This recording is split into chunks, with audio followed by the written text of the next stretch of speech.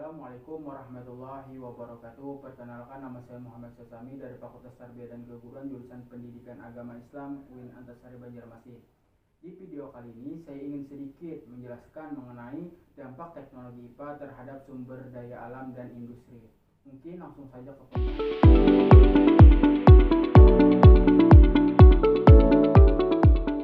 dampak teknologi IPA terhadap sumber daya alam dan industri. Dengan adanya sumber daya alam baik biotik maupun abiotik yang dapat memudahkan kebutuhan manusia untuk memanfaatkannya. Ditambah adanya kemajuan teknologi yang ada pada saat ini, pada hakikatnya teknologi merupakan alat untuk membantu manusia dalam mencapai tujuan secara ilmiah. Semakin besar teknologi yang diciptakan dan dikembangkan, semakin besar juga dampak yang berisik dan polusi yang dihasilkan, seperti limbah pabrik industri yang akan mencemari lingkungan, baik yang berupa padat, cair maupun gas. Hal ini terjadi karena tidak ada penanganan yang tepat serta penggunaan teknologi yang baik. Tetapi walau bagaimanapun, perkembangan teknologi yang semakin maju dapat dimanfaatkan dalam berbagai bidang yang dapat membantu kehidupan manusia. Berikut contoh-contoh pemanfaatan teknologi IPA terhadap sumber daya alam. Yang pertama, minyak bumi. Minyak bumi merupakan sumber daya alam yang paling utama dalam memenuhi kebutuhan energi dunia. Semua mesin kendaraan seperti mobil, kereta api, kapal laut, pesawat, dan lain sebagainya menggunakan minyak bumi sebagai bahan bakarnya. Minyak bumi merupakan sumber daya alam yang tidak dapat diperbarui. Minyak bumi terbentuk dari fosil yang terbentuk secara alami dalam proses jutaan tahun lamanya. Yang kedua adalah batu bara. Batu bara adalah salah satu bahan bakar fosil yang berasal dari batuan sedimen yang dapat terbakar dan terbentuk dari endapan organik. Umumnya adalah sisa-sisa tumbuhan dan terbentuk melalui proses pembantu baraan.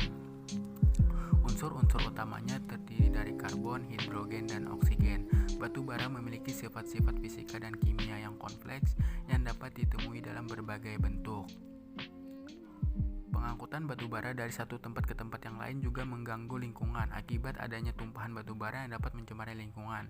Yang ketiga adalah air. Air adalah suatu zat cair yang tidak mempunyai rasa, bau, dan warna, serta terdiri dari hidrogen dan oksigen. Karena air mempunyai sifat yang hampir bisa digunakan untuk apa saja, sehingga air merupakan zat yang paling penting bagi semua bentuk dalam kehidupan, tumbuhan, hewan, dan manusia. Air dapat berupa air tawar dan air asin atau air laut, yang merupakan bagian terbesar di muka bumi. Air merupakan sumber daya alam yang dapat diperbaharui, artinya setelah dipakai dapat dibersihkan kembali.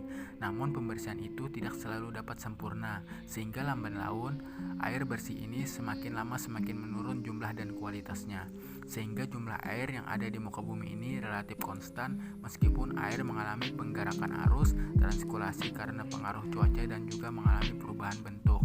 Yang keempat adalah hutan. Hutan merupakan suatu kesatuan ekosistem berupa hamparan lahan yang berisi sumber daya alam hayati yang didominasi pepohonan dan persekutuan alam lingkungannya, yang satu dengan yang lainnya tidak dapat dipisahkan. Hutan mempunyai manfaat yang nyata bagi kehidupan dan penghidupan bagi bangsa Indonesia, baik manfaat ekologi, sosial budaya maupun ekonomi secara seimbang dan dinamis.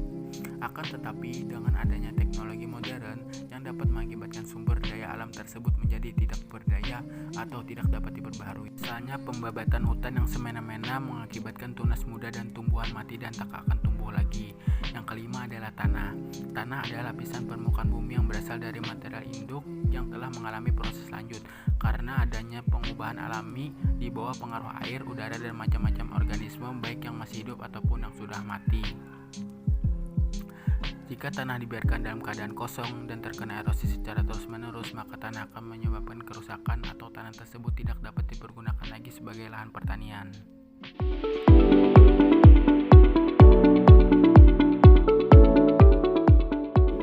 Mungkin itu saja sedikit penjelasan dari saya. Salah khilaf dan kekurangannya mohon maaf, semoga bermanfaat. Mungkin itu saja dari saya. Wabillahi taufiq wal hidayah. Wassalamualaikum warahmatullahi wabarakatuh.